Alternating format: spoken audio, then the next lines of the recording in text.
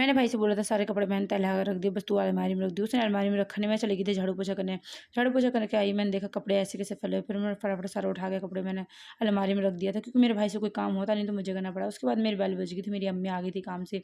अब मेरी अम्मी इतनी थकी हारी आई थी, क्या बताऊँ। मैं कहा अम्मी आप बैठो, मैं आपके लिए गरम-गरम चाय लेके आती हूँ, क्योंकि चाय नाश्ता करके नहीं गए थे सुबह-सुबह। अब मैं सो के नहीं उठी तो उन्होंने मुझे उठाना ज़रूरी नहीं समझा। मैंने कहा चलो कोई बात नहीं। मैंने फिर फटाफट अपनी अम्मी के लिए चाय गरम करी। मेरे पापा भी आ गए तो उनको चाय देने के बाद मैंने उनके साथ थोड़ी-सी चाय पी, क्योंकि मम्मी-पापा के साथ चाय पीने के बाद मज़ा ही कुछ अलग होता है। सुबह-सुबह मैंने पी तो ली थी भाइयों के साथ, पर मैंने सोचा मम्मी-पापा के साथ पी लूँ। उसके बाद मैंने सोचा मैं अपने पापा के लिए कुछ बना लूँ। उनको मेरे पापा को परवल बहुत पसंद है, तो मैं सोचा अपने पापा के लिए परवल की सब्ज़ी बनाऊँगी।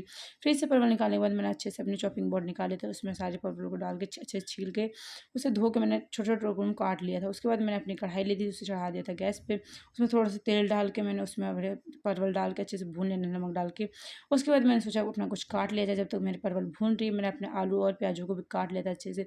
मेरी परवल सारी भुन गई थी, प्लेट में निकाल के मैंने सोचा अब उसके साथ क्या बनाया जाए। मैंने आटा भी गूँथने का सोचा था, तो मैंने सोचा इससे पहले सब्ज़ी को तड़का दे दूँ जब तक बनती रहेगी।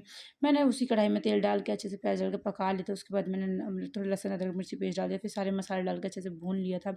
टमाटर था नहीं, मैंने टमाटर डाला नहीं था। उसके बाद मैंने अपने परवल को अच्छे से डाल के थोड़ा-सा पानी डाल के पकने के लिए चढ़ा दिया। उसके बाद मैंने आटा गूँथ के चली गई थी नहाने के लिए। नहा धो के आई, मैंने देखा मेरी सब्ज़ी बन गई थी। उसके बाद गरम-गरम रोटी सेंक ली थी। अब मम्मी-पापा के लिए गरम-गरम रोटी सेंकना भी ज़रूरी है, उनके लिए मैंने गरम-गरम रोटी सेंकी। अच्छे से 4-5 रोटियाँ सेंक के मैंने सारी रोटियों को सेंक लिया था, फुल्की बना ली थी। इतनी गर्मी हो रही क्या बताऊँ, पसीना-पसीना हो गई थी मैं। उसके बाद मैंने अपनी प्लेट में निकाल के मैं चली गई थी अपने मम्मी-पापा के साथ खाने के लिए। अपनी पूरी फैमिली खाई।